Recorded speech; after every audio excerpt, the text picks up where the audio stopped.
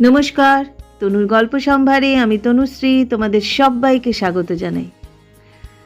আমার আজকের নিবেদন লেখক ষষ্ঠীপদ চট্টোপাধ্যায়ের একটি ছোট্ট গল্প এবং ভূতের গল্প, দক্ষিণ বাড়ির মাঠ।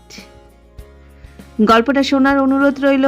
যদি ভালো লাগে লাইক করে দিও এবং তোমাদের পরিচিত পরিজনদের সাথে শেয়ার করতে ভুলো না। তাহলে শুরু করছি আমার আজকের নিবেদন, দক্ষিণ বাড়ির মাঠ, লেখক ষষ্ঠীপদ চট্টোপাধ্যায়।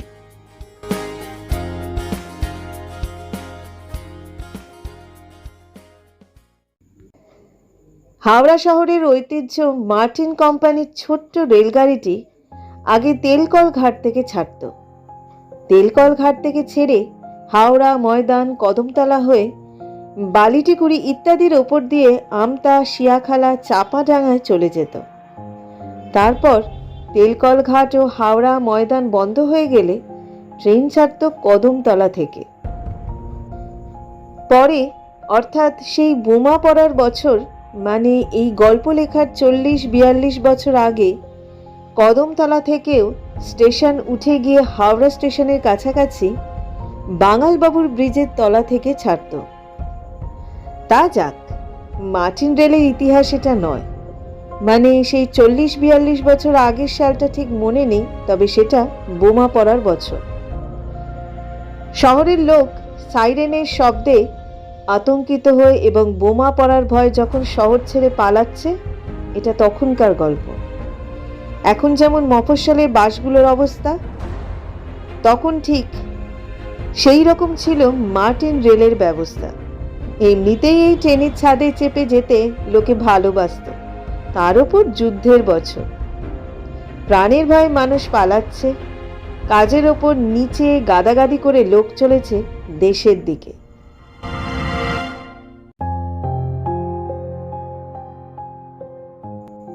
তখন মাঘ মাস, প্রচণ্ড শীত। ভবনাথবাবু ও সপরিবারে চলেছেন গ্রামের দিকে। কোথায় যাবেন, কি করবেন, কিছু ঠিক নেই। শুধু সবাই পালাচ্ছে, তাই তিনিও পালাচ্ছেন। স্ত্রী এবং দুটি ছেলে মেয়েকে নিয়ে তার ছোট্ট সংসার। খুবই গরিব লোক, টিকিটও কাটতে পারেননি। যাই হোক, ট্রেন তো তার আপন গতিতে ছাগলের মতো মুখ নেড়ে নেড়ে চলেছে। তিনিও কোনো রকমে এক কোণে ছেলে মেয়ে বউ নিয়ে জড়সড় হয়ে বসে চলেছে। ছেলে মেয়ে দুটি নিতান্তই ছোট্ট, ট্রেনের দুলুনিতে এবং রাতের আধিক্যে ঘুমিয়ে পড়েছে। বেশ কিছু দূর যাওয়ার পর ট্রেনের ভিড় একটু একটু করে কমতে লাগলো। ডোমজুর ছাড়ার পর একজন চেকার উঠলেন ট্রেনে। ভবনাথবাবু নিজেও তখন বসে বসে ঘুমিয়ে পড়েছিলেন। চেকার তাকে ঠেলা দিয়ে বললেন, আপনি এখনো নিচে বসে আছেন কেন? উঠুন, ওপরের সিট তো খালি হয়েছে, ছেলে মেয়েগুলোকে শুইয়ে দিন। ভবনাথবাবু ঝেড়ে মেরে উঠে দাঁড়ালেন। তারপর ছেলে মেয়ে দুটোকে সিটে শুইয়ে দিয়ে বউকে সিটে বসিয়ে নিজেও বসলেন। গাড়ি একদম ফাঁকা। এই ছোট্ট কামরাটিতে তারা ছাড়া আর জনাচারেক লোক রয়েছে। বললেন, আপনাদের টিকিটগুলো দেখান, যাবেন কোথায়? ভবনাথবাবু চেকারকে বললেন, আমি গরিব মানুষ বাবু, একটা দোকানে বিড়ি বাঁধার কাজ করি, টিকিট কাটবার পয়সা আমার নেই। বেশ, তা না হয় বুঝলো, অনেকেই টিকিট কাটতে পারেননি, কিন্তু আপনি যাবেন কোথায়? কোথায় যাব তাও জানি না, ভগবান যেখানে নিয়ে যাবেন সেইখানেই যাব। তার মানে? এই ট্রেন যেখানে গিয়ে একেবারে থেমে যাবে, আমরা সেখানেই নেমে যাব। এই ট্রেন তো চাপাডাঙ্গা যাবে, আপনিও সেখানে যাবেন? দেশ কোথায় আপনার? আমার দেশ ঘর নেই, ওখানে গিয়ে যার হোক আশ্রয় উঠব। আমার এই বাচ্চা দুটির মুখ চেয়ে কেউ না কেউ আশ্রয় দেবে নিশ্চয়ই। চেকার বাবু আর কোনো কথা না বলে অন্য যাত্রীদের টিকিট চেক করে দরজার হাতল টেনে পাশের কামরায় চলে গেলেন। ডোমজুর ছেড়ে দক্ষিণ বাড়ির মাঠের ওপর দিয়ে ধোঁয়ার কুণ্ডুলি বাতাসে উড়িয়ে ট্রেন ছুটছে। এমন সময় হলো কি, কলার খোসায় পা হড়কে মানুষ যেরকম উল্টে যায় ঠিক সেইভাবে উল্টে পড়ল ট্রেনটা। কি যে হলো তা কি জানে। একটা বগি দেশলাইয়ের খোলের মতো একদিকে ছিটকে পড়ল। এরপর ভবনাথ বাবুর আর কিচ্ছু মনে নেই। ভবনাথ বাবুর যখন জ্ঞান ফিরল তখন তিনি হাওড়া জেনারেল হাসপাতালের বিছানায় শয্যাশায়ী আছেন। ইতিমধ্যে তিনটে দিন কোথা দিয়ে কেটে গেছে। হাসপাতালে আহতদের কত লোক তো দেখতে আসছে, কিন্তু তাকে কেউ দেখতে এলো না। ডাক্তার, নার্স, আয়া সকলকেই জিজ্ঞেস করেন তিনি তার খোঁজে কেউ এসেছিল কিনা, বা তার স্ত্রী পুত্রদের খোঁজ খবর কেউ দিতে পারে কিনা, কিন্তু কেউ কিছুই বলতে পারল না তাকে। মনের দুঃখে এবং গভীর চিন্তায় ভবনাথবাবু দিশাহারা হয়ে পড়লেন। আরো 2-4 দিন থাকার পর ছুটি হলো তার।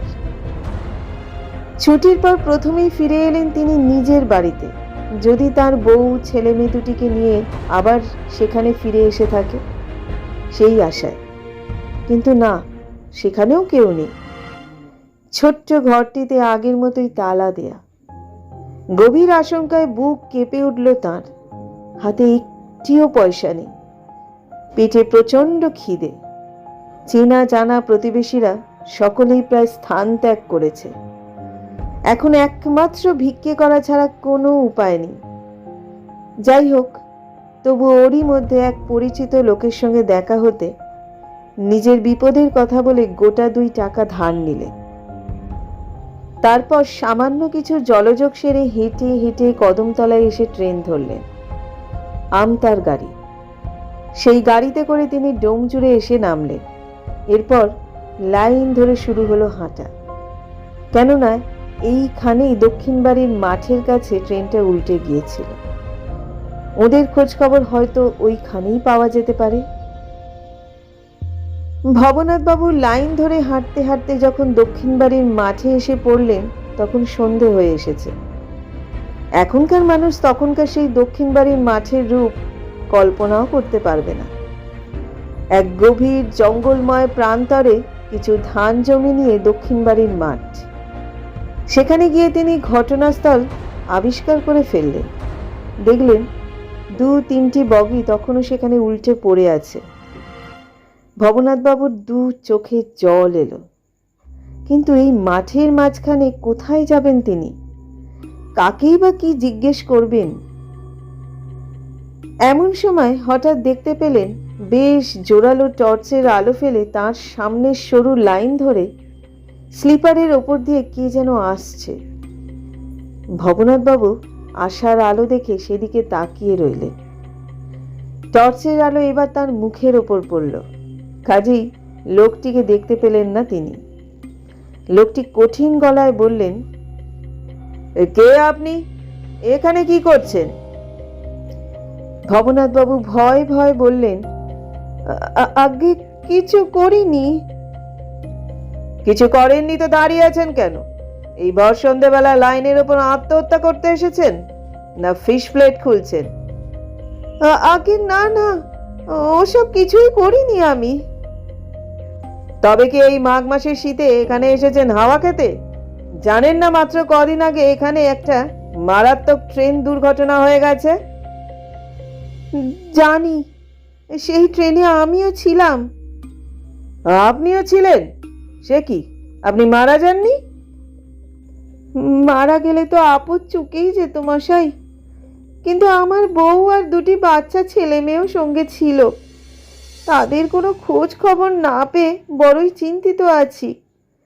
তাই আমি এখানে এসেছিলাম, যদি কেউ তাদের কোনো একটা খোঁজ খবর আমাকে দিতে পারে সেই আশায়। ও, আপনি তাহলে সেই লোক? কেন, আপনি আমায় চেনেন? আপনি কি তাদের খবর জানেন? বলুন না, তারা কোথায়? তারা বেঁচে আছে তো? এ কথার কোনো উত্তর পাওয়া গেল না, শুধু টর্চের আলোটা নিভে গেল।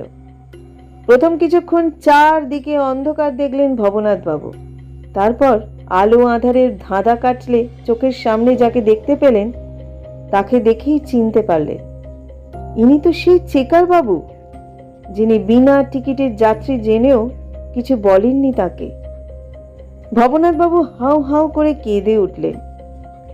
বলুন, আমাকে দয়া করে বলুন তারা বেঁচে আছে কিনা। আপনি আসুন আমার সঙ্গে। কোথায়? আপনার বউ আর ছেলে মেয়ের কাছে। তবে একটু তাড়াতাড়ি পা চালাবেন, কিন্তু আপনাকে পৌঁছে দিয়েই আমাকে ফিরতে হবে। আজও আমার নাইট ডিউটি কিনা। ভবনাথ বাবু সেই অন্ধকারে রেলের স্লিপারে পা দিয়ে চেকার বাবুর পিছু পিছু এগিয়ে চললেন। বেশ কিছুটা যাওয়ার পর মাঠে নামলেন দুজনে। মাঠে নেমেও খানিক গিয়ে এক জায়গায় থমকে দাঁড়ালেন চেকার বাবু। তারপর দূরের একটা কলা বনের দিকে টর্চের আলো ফেলে বললেন, ওই যে দেখছেন কলা বাগান, ওইখানেই আমার বাড়ি। আমি আর বাড়ি পর্যন্ত যাব না, আমার দেরি হয়ে যাবে। আপনার বউ এবং ছেলে মেয়ে ওইখানেই আমার মায়ের কাছে নিরাপদ আশ্রয় রয়েছে। যান, চলে যান। ভবনাথ বাবু সেই অন্ধকারে চুপচাপ দাঁড়িয়ে রইলেন কিছুক্ষণ। তার মনে কেমন যেন সন্দেহ হলো, কেননা তাকে বাড়ি দেখিয়ে দেওয়ার পর চেকার বাবুর আর কোনো অস্তিত্ব দেখতে পেলেন না তিনি। তবে কি তিনি ভূতের পাল্লায় পড়লেন? তার সারা গায়ে কাঁটা দিয়ে উঠল। এই কোথায় এলেন তিনি? জনপ্রাণীর চিহ্ন নেই এখানে। যাই হোক, তবু তিনি সাহসে ভর করে এক পা করে এগিয়ে সেই কলা বাগানের কাছে এসে একটি মাটির ঘরে আলোর রেখা দেখতে পেলেন। আশেপাশে আরো দু একটি মাটির ঘরও রয়েছে। একটি ঘরের ভেতর থেকে এক মহিলার বিনিয়ে বিনিয়ে কান্নার শব্দ তিনি শুনতে পেলেন। ভবনাথ বাবু থমকে দাঁড়ালেন সেখানে। তারপর আস্তে করে বললেন, বাড়িতে কে আছেন? বলার সঙ্গে সঙ্গে কান্না থেমে গেল। অমনি শুনতে পেলেন তার ছেলে মেয়ে দুটির গলা। ও মা, বাবা এসেছে, মা গো। ভবনাথ বাবুর বউ ছেলে মেয়ে নিয়ে তাড়াতাড়ি লণ্ঠন হাতে বেরিয়ে এসে ভবনাথ বাবুকে দেখে আনন্দে হাউমাউ করে কেঁদে উঠলেন। তুমি বেঁচে আছো? আমি তো স্বপ্নেও ভাবিনি আবার তোমাকে ফিরে পাবো বলে। ভবনাথ বাবু ছেলে মেয়ে দুটিকে বুকে নিয়ে ঘরে ঢুকলেন। এক বৃদ্ধা ঘরের ভেতরে মাদুর পাতা বিছানায় শুয়ে বিনিয়ে বিনিয়ে কাঁদছিল। বলল, কে গো বৌমা, তোমার উনি কি ফিরে এলেন? হ্যাঁ মা। বৃদ্ধা এবার চিৎকার করে কেঁদে উঠে বলল, সবাই তো ফিরে এলো মা, আমার খোকা কবে ফিরে আসবে? খোকাই যে আমার সব, সে ছাড়া আমি কি করে বাঁচবো গো? ভবনাথ বাবুর স্ত্রী আঁচলের খুঁট দুটি দিয়ে বৃদ্ধার চোখের জল মুছিয়ে দিলেন। বৃদ্ধা বলল, দাও, ছেলেকে খেতে দাও মা, গরিবের ঘরে যা আছে দুটি দাও। ভবনাথ বাবুর স্ত্রী ভবনাথ বাবুকে হাত মুখ ধোয়ার জল দিয়ে একটি বাটি ভর্তি মুড়ি, কলা, দুধ, গুড় ধরে দিলেন। ভবনাথ বাবু তৃপ্তির সঙ্গে সব কিছু খেয়ে যেন হাঁপ ছেড়ে বাঁচলেন। ছেলে মেয়ে দুটিও বাবাকে পেয়ে আনন্দে ছোটাছুটি করতে লাগলো। এরপর ভবনাথ বাবুর স্ত্রী উনানে আঁচ ধরে আবার রাতের খাবার তোড়জোড় করতে লাগলেন। এইভাবে আপনজনকে ফিরে পেয়ে তার আনন্দের আর অবধি নেই। ভবনাথ বাবুর মন ভরে উঠল গভীর প্রশান্তিতে। খাওয়া দাওয়ার পর রাত্রিবেলায় শুয়ে শুয়ে সে রাতের মর্মান্তিক ঘটনার ব্যাপার নিয়ে আলোচনা হতে লাগলো। ভবনাথ বাবুর স্ত্রী বললেন, ট্রেন দুর্ঘটনার রাতের কথা তাঁরও কিছু মনে নেই। যখন সকাল হলো তখন দেখলেন বহু লোক উদ্ধার কার্যে নেমেছে। ছেলে মেয়ে দুটি তার বুকের ওপর হুমড়ি খেয়ে কাঁদছে। আহত লোকদের লরি করে হাসপাতালে পৌঁছে দেওয়া হয়েছে এবং নিহতদের দাহ করার ব্যবস্থা হচ্ছে। সেখানে তোমার খবর কেউ দিতে পারল না, কিছু লোক আমাদের নিয়ে এসে এই বাড়িতে তুলল, কেননা এই বুড়ির একমাত্র ছেলে রেলের চেকার এবং দুর্ঘটনায় সেও মারা গেছে। বুড়িকে অবশ্য বলা হয়নি সে কথা, আমরাও নিরাশ্রয়, তাই বুড়ির দেখাশোনার জন্য এখানে এসে উঠেছি। বুড়িকে অবশ্য বলা হয়েছে ওর ছেলের খোঁজ পাওয়া যাচ্ছে না, তবে মৃত্যু সংবাদটা এখনো দেয়া হয়নি। কিন্তু তবু মায়ের প্রাণ তো, হয়তো সবই বুঝতে পারে। ভবনাথ বাবু আর কোনো কথা বললেন না। কিভাবে এখানে এসেছেন সে কথাটা একেবারে চেপে গেলেন। শুধু চারদিকে খোঁজ খবর নিতে নিতে যে এখানে এসে পড়েছেন সেই কথাটাই শুনিয়ে দিলেন, এবং এও শুনিয়ে দিলেন যে কাল সকালেই তিনি সবাইকে নিয়ে আবার হাওড়ার বাড়িতে ফিরে যাবেন। বুড়ির দেখাশোনা এখানকার প্রতিবেশীরাই করুক, তিনি থাকছেন না। তবে মনে মনে বুড়ির ছেলের প্রতি কৃতজ্ঞতায় তার অন্তর পরিপূর্ণ হয়ে উঠল, কেননা তার ধারণা ছিল ভূতেরা শুধু ভয়ই দেখায়, কিন্তু সুযোগ পেলে মানুষের উপকারও যে তারা করে, বুড়ির মৃত সন্তানের প্রেতাত্মাই তা দেখিয়ে দিল।